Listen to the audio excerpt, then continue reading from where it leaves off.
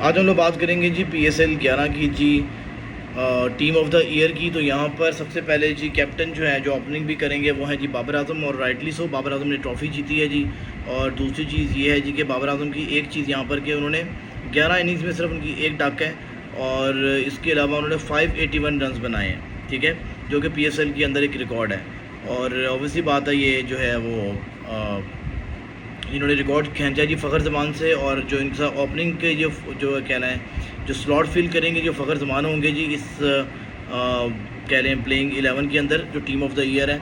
उसके बाद जी जो चेस करते आ रहे थे जी बाबर आजम को खुशहाल मेंडिस, 540 प्लस रन है जी इनके, वो नंबर 3 पर आएंगे। नंबर 4 पर जी शान मसूद की ब्रिस्क इनिंग्स थी, स्पेशली स्पिनर्स के केस उन्होंने अच्छा खेला था, तो इस वजह से शायद उनको जो है वो रिकमेंड किया गया, यहाँ पर उन्हें रखा गया है। बट उनका ये PSL अच्छा गुजरा था मेरे लिहाज से, और बेहतर इन्होंने अपनी जगह बनाई यहाँ पर।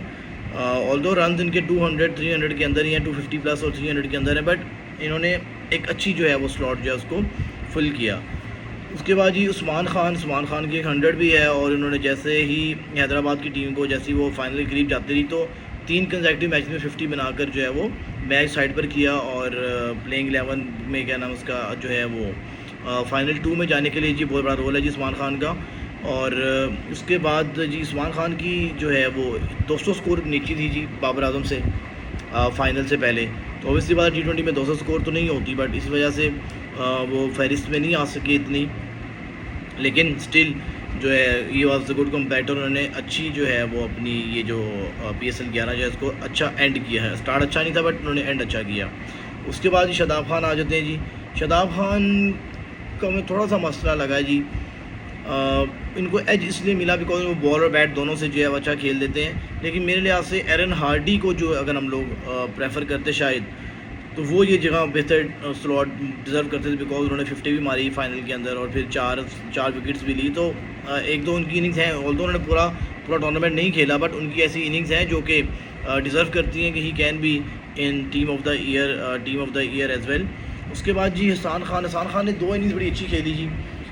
2 इनिंग्स उन्होंने ऐसी खेली कि जहाँ पर इन्होंने मैच को बिल्कुल साइड पे कर दिया, एंड पे मैच फिनिश भी किया। वो बड़ी अच्छी इनिंग्स थी जी इनकी।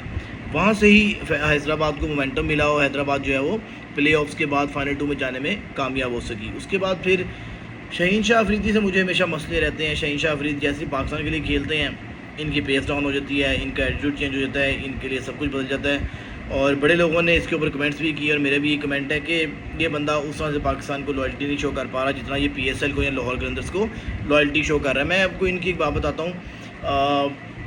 जब वर्ल्ड कप हो रहा था 2021 का, ठीक है जी, और फाइनल था 22 का फाइनल था जी, और वहाँ पर इंजरी का बहाना बना, जो इंजरी हुई होगी नो डाउट, मैं इसको बात नहीं कहता, इंजरी को एक इशू बनाकर साइड पर हो गए। और उसके बाद फिर एक डोमेस्टिक टूर्नामेंट लगता है जी, वहाँ पर जी यही शहीन शाह अफरीदी डाई मारकर अपनी टीम को बचा रहे हैं जी। मुझे याद है फाइनल में कहीं लास्ट ओवर था, फाइनल तो नहीं था, नॉर्मल मैच था, 3 स्कोर चाहिए थी या 2 स्कोर चाहिए थी, इन्होंने रनिंग करके जी 2 स्कोर लिए, ऐसे डाइव किए जैसे कि फाइनल का वर्ल्ड कप का फाइनल है। तो यहाँ पर प्रायोरिटी चेंज होती है, तो डेट्स द रीज़न वाई मुझे ये थोड़ा फील होता है कि ये बंदा जो है पाकिस्तान क्रिकेट को थोड़ा पीछे रखता है, जिस तरह से इसको नाम मिला, जहाँ से इसका नाम बना, और PSL को ये टॉप ऑफ द लिस्ट रखता है, और लाहौर कलंदर्स को ये ज़्यादा प्रायोरिटी देता है as compared to Pakistan cricket team. ये मेरा मानना है, शायद मैं गलत हो सकता हूँ, बट जो मैंने देखा है मैं वही बात करूँगा। उसके बाद जी Hunain Shah is a very good player. Hunain Shah का पिछला साल तो इतना अच्छा नहीं गुजरा, 2023 का भी साल इतना मज़े का नहीं गुजरा, but he tried to improve himself. Emerging category में इस टाइम पर बॉलिंग की बात करें तो हुनैन शाह से ऊपर भी पाकिस्तान के पास कोई नहीं है। अली को मार पड़ी है, अली का एटीट्यूड अच्छा है, बट उसको मार पड़ी है, वो विकेट्स लेके जाता है, लेकिन इकॉनमी जो है वो बहुत लूज़ कर रहा है। उसके बाद आकिफ लड़का, उसकी भी इकॉनमी ज़्यादा है, विकेट्स मिल रही हैं लेकिन इकॉनमी ज़्यादा है, तो उसके लिहाज से इकॉनमी वाइज भी हम देखें तो इस दफ़ा हुनैन Shah ji top of the list में था। और हुनैन शाह ने जो डिफेंड किए वो 6 स्कोर, डेट वाज इनक्रेडिबल, वो एक नेक्स्ट लेवल चीज़ थी। वहाँ से जो है वो चीज़ मुझे बड़ी अच्छी लगी जी। क्यों आप यॉर्कर्स मार रहे हैं, यॉर्कर्स मारने के बाद आप लाइक एक्यूरेसी से बॉलिंग करवा रहे हैं, that was missing in Pakistan cricket team. क्योंकि मैं अभी भी कहता हूँ कि कोई ऐसा बॉलर लेकर आओ मलिंगा की तरह का 6 में 6 यॉर्कर मार सके, पेस उसकी 150 हो 145 प्लस हो, तो मज़ा आता है। अदरवाइज़ अब वो पाकिस्तान का जो नाम था पहले कि पाकिस्तान में बॉलर्स की भरमार है, बॉलर्स पाकिस्तान में छाए हुए हैं, बॉलर ये करते हैं, अब पाकिस्तान के बॉलर्स उस तरह से नहीं परफॉर्म कर पा रहे। अब रीज़न मुझे समझ में नहीं आती क्या है, प्रैक्टिस की वजह है, उस तरह से लैक ऑफ इंटेंट है, PSL की तरफ ज़्यादा इंटरेस्ट जा रहा है, लीग से ज़्यादा इंटरेस्ट जा रहा है। I can not say anything because मैंने स्टडी नहीं किया उसके ऊपर, लेकिन जो मुझे ओवरऑल रुझान नज़र आ रहा है वो यही नज़र आ रहा है कि आप अपने जो है फास्ट बॉलर्स को खो रहे हैं। लैंड ऑफ फास्ट बॉलर्स जो है अब वो लैंड ऑफ बॉलर्स भी नहीं रह रही, ठीक है, और हालात ख़राब से ख़राब होते जा रहे हैं। और हालांकि हमारे पास ये नहीं कि स्टॉक नहीं है, स्टॉक है हमारे पास, और मैं मानता हूँ कि हमारे पास स्टॉक है। हमारे पास आकिफ़ है, हमारे पास हुनैन शाह है, हमारे पास अली रज़ा है, हमारे पास सुबहान है। क्योंकि सुबहान का मुझे बड़ा स्ट्रेंज लगा कि बाबर आजम ने सुबहान को एक भी मैच नहीं दिया। जहाँ पर आपने एलेक्स हेल को एक मैच दे दिया था, वहाँ पर आप सुबहान को भी 2 मैच दे सकते। जैसे एलेक्स हेल को आपने क्यों दिया कि चलो इसको बुलाया तो उनको डालो, वो तो आपने इमर्जिंग लड़का था उसको जो है आपने रखा तो खिला भी देता तो अच्छा था, बेहतर। सुबहान ही था गुड टैलेंट। चलें जी, उसके बाद जी आते हैं जी सुफियान मुकीम। सुफियान मुकीम इज़ अ डिफरेंट गाय, उसको वर्ल्ड कप में लेके जाना चाहिए था मेरे लिहाज से, लेकिन आपने वही शदाब को प्रायोरिटी दी और शदाब को ही सर पर चढ़ाया, और शदाब ने आपके साथ जो किया वो आपने देख लिया। शदाब और शहीन 2 ऐसे प्लेयर्स हैं बिलीव मी जो मुझे बहुत ज़्यादा मत्थे से दुखना शुरू हो गए हैं। ये अपनी लीग्स के लिए आते हैं तो इनका एटीट्यूड डिफरेंट हो जाता है, PSL में जाते हैं तो ये शहजादे बन जाते हैं, बादशाह बन जाते हैं, और जैसे ही ये पाकिस्तान के लिए खेलते हैं तो गीदड़ बन जाते हैं, ये कुछ नहीं कर पाते। तो ये मुझे बहुत ज़्यादा दोनों का कंसर्न है अभी भी, और बिलीव मी मुझे नहीं लगता कि इन दोनों की जगह बन रही है इस टाइम टीम के अंदर। उसके बाद जी सुफियान मुकीम ऑब्वियसली बात है, स्पिनर है और उन्होंने सबसे ज़्यादा लीडिंग विकेट टेकर भी रहा है और मैन ऑफ द टूर्नामेंट भी रहा है जी इस दफ़ा। तो सुफियान मुकीम तो डिज़र्व करते थे जी कि इनको ये स्लॉट मिले, और he is the right man. इनको आपको लेके जाना चाहिए था जी अपनी PSL में जी, सॉरी अपनी जो वर्ल्ड कप की कैंपेन में भी लेके जाना चाहिए था, लेकिन आपने इसको प्लॉट मिस किया शायद, ठीक है। उस्मान तारिक को आपने टेस्ट किया, अच्छा किया, लेकिन आप यहाँ पर स्क्वाड में रख कर इसको जब उस्मान तारिक या फिर इब्रार जो है नहीं कुछ परफॉर्म कर पाए थे तो आप इसको मौका दे सकते थे।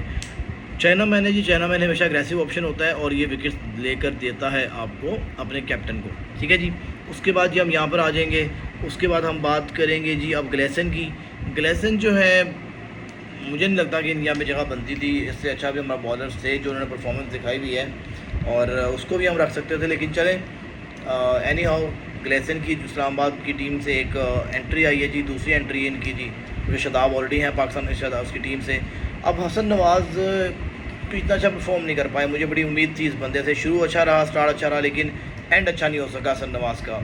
Hasan Nawaz is a future prospect जी, फ्यूचर में फिनिशर है। अब्दुल समद हसन नवाज़ ये फिनिशर है प्रॉपर इंशाल्लाह, और ये इनिंग्स को अच्छा फिनिश करेंगे एंड आई बिलीव ये पाकिस्तान को लंबा सर्व करेंगे। अब देखना ये कि हसन नवाज़ को जी कब जगह मिलती है, डेब्यू कब मिलता है, कब इनको मौका मिलता है कि ये पाकिस्तान के लिए शाइन कर सकें, और ये सारे जो मामला आता है इनको अब नज़र रखनी पड़ेगी, because PSL was very crucial specially for Babar आजम।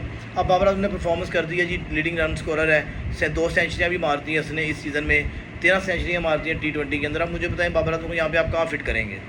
क्या ओपनिंग की स्लॉट वापस देंगे? क्या आप साइम अयूब से ओपनिंग की स्लॉट वापस लेंगे, जो कि लाइन लेना बनता भी है? क्या आप फ़खर को मौका देंगे, फ़खर की इंजरीज़ के बावजूद भी? क्या आप जो है वो हारिस को मौका देंगे ओपनिंग के ऊपर बाबर के साथ, या फिर मास सदाकत को देंगे, या फिर समीर मिन्हास को वक्त से पहले डेब्यू करवा देंगे? ये 3 4 5 क्वेश्चन ऐसे हैं जो कि एंगेज होने पड़ेंगे। दूसरी चीज़ ये है कि आपका शहीन शाह अफरीदी, मुझे नहीं लगता कि ये अब जो है अभी करंट फॉर्म की बात कर रहा हूँ, इसके अंदर कोई लीथल हो सकता है इंटरनेशनल क्रिकेट खेलने के लिए। तो अब आपको डिसीजन लेना पड़ेगा, you need to take the decisions. बहुत साल हो गए जी, हम यही कहते हैं जी अगले साल कुछ मिलेगा, अगले साल ट्रॉफ़ी मिलेगी, ट्रॉफ़ी भी हमारे पास नहीं आ रही और हम कुछ वर्ल्ड कप में परफॉर्मेंस भी नहीं दिखा पा रहे। अगर आपने कुछ अच्छा परफॉर्म करना है तो आपको अभी से यंगस्टर्स को मौका देना पड़ेगा। Try to make them feel कि you are important, you are the future of Pakistan, और जो लोग नहीं परफॉर्म कर रहे वो बहुत बड़ा प्लेयर भी है तो आप उसको निकालें और बताएं कि performance is the ultimate benchmark for selection. तो ये चीज़ देखनी पड़ेगी पाकिस्तान को अब।